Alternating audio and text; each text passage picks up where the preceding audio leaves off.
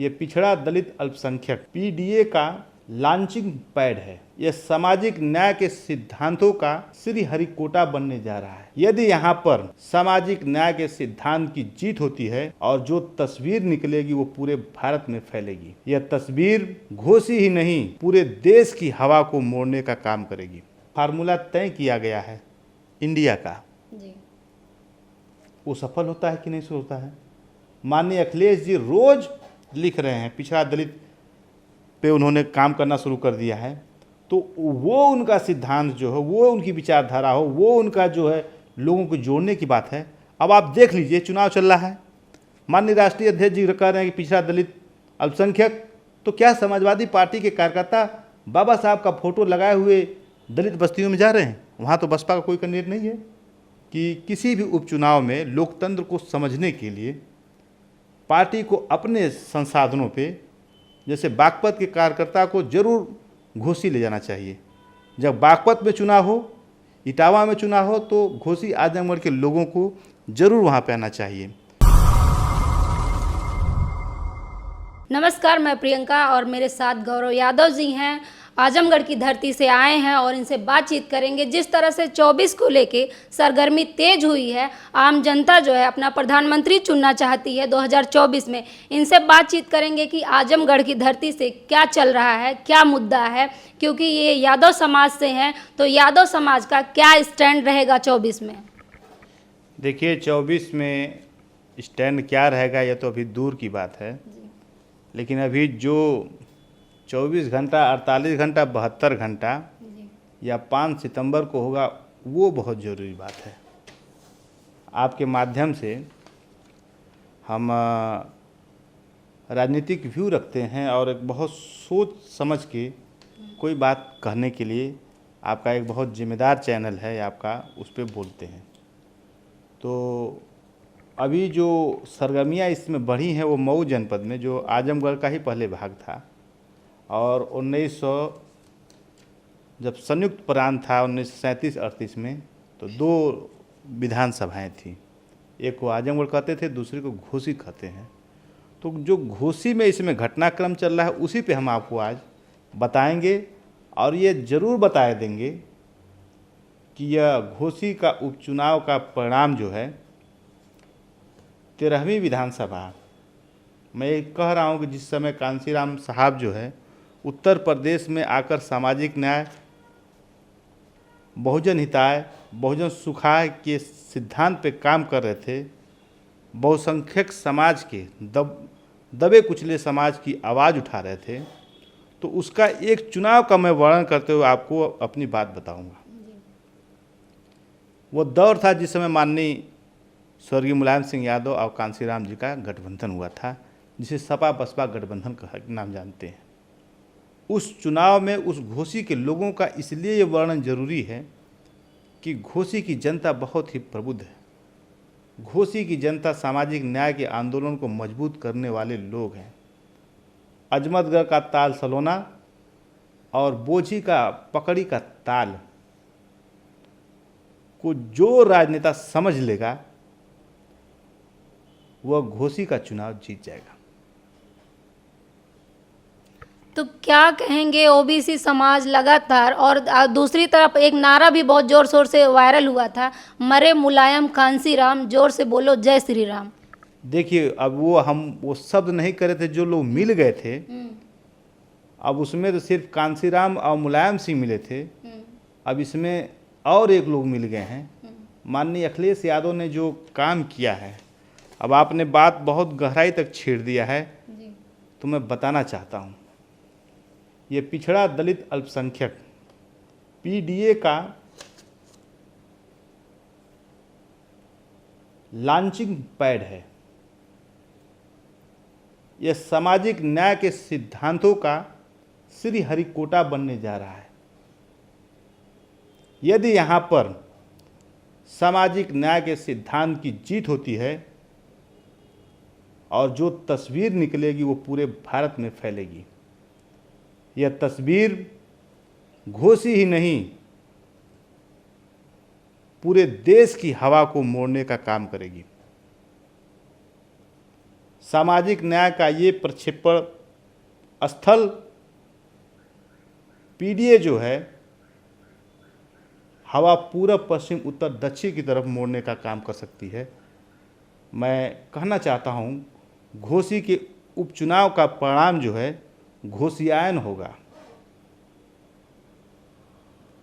और ये निश्चित है कि आप जब वहाँ के लोगों से बात करेंगे तो आप ये ज़रूर महसूस करेंगे कि इस बार लोगों के बीच में जो कैंडिडेट आए हैं, समाजवादी पार्टी से माननीय सुधाकर जी आए हैं और वहीं पे हमारे माननीय दारा चौहान जी आए हैं जो नरोनिया समाज से हैं, चौहान समाज में हैं। एक बात आपको समझनी चाहिए कि हम दिल्ली में बैठे हुए लोग हैं, लेकिन चौहान बिरादरी कौन लोग हैं? पिछड़ों बिरादरी में जो है, एक के लिए पियरका काका बहुत ज़्यादा फेमस हो गए हों, माननीय ओम प्रकाश राजभर जी। अपने समाज को मैं उनको तब से जानता हूं जब डॉक्टर सोनेलाल पटेल जो है मेरे विद्यालय का उद्घाटन करने के लिए 19 जून 2001 को आए थे और वो पूर्व पर्यावरण मंत्री रामप्यारे सिंह के गांव के बगल में पनसब्दा जो राजभर बस्ती है वहाँ पे मेरे पिताजी जाकर भाषण उनसे करवाए थे, स्वर्गीय सूबेदार यादव जी। पिताजी का नाम याद आ गया है तो अगर मेरे पिताजी जैसे कर्मठ कार्यकर्ता किसी पार्टी के पास हों, वो घोसी के चुनाव से इसलिए जुड़ा हुआ है, वो बात मुझे याद आ गई कि एक बोरा नील, रॉबिन ब्लू का एक बोरा नील और 5-6 थे ब्रश। पिताजी दिन भर सभा करते और रात में जो है वो बड़ी बड़ी हाथी जो है बना देते थे और कहते थे अक्षयवर भारती को विजयी बनाए, इतना लिखते थे। एक घटना और बता देना चाहता हूँ कि घोसी की जनता ने उस समय के बहुत बड़े और इस समय के महामहिम बने हुए हैं, पहले बिहार के थे अब इसमें मेघालय के हो गए हैं, माननीय फागू चौहान जी को हरा दिया था। तो घोसी का चुनाव इस बार जो है राजाओं को हराने का और जन सेवक को जिताने का भी है। अब इसका सामाजिक स्तर, मेरा प्रश्न था कि ये चौहान लोग कौन हैं? चौहान लोग आज के समय में सबसे ज़्यादा संघर्ष करने वाले लोग हैं। पिछड़ी बिरादरी में जो यादव है, जिसके पास अपने पशुधन है, खेती बाड़ी कुछ है, उसके बाद चौहान लोग आते हैं जो सबसे ज़्यादा संघर्ष कर रहे हैं इस समय अपने बच्चों को पढ़ाने लिखाने में, सेना में, मास्टर बनाने में, लेखपाल बनाने में। तो एक संघर्षशील कौम है, बहुत मेहनत कौश कौम है।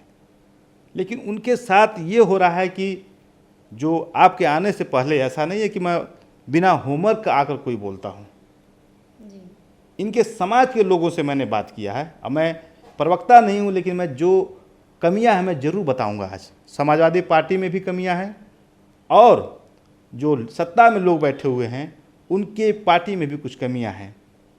अपनी विचारधाराओं को छोड़ के लोग आज देख रहे हैं कि इसको हराओ, उसको जिताओ, ऐसा करना वैसा करना।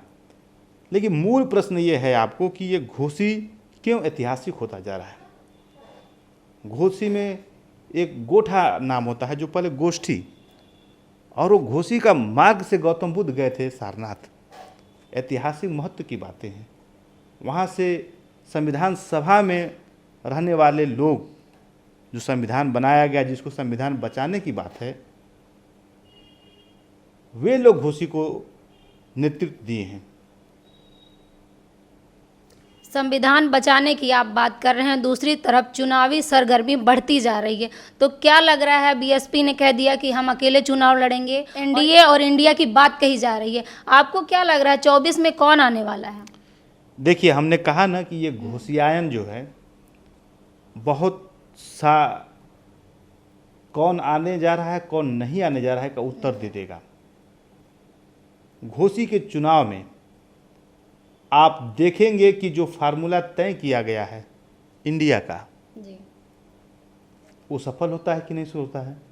माननीय अखिलेश जी रोज लिख रहे हैं, पिछड़ा दलित पे उन्होंने काम करना शुरू कर दिया है।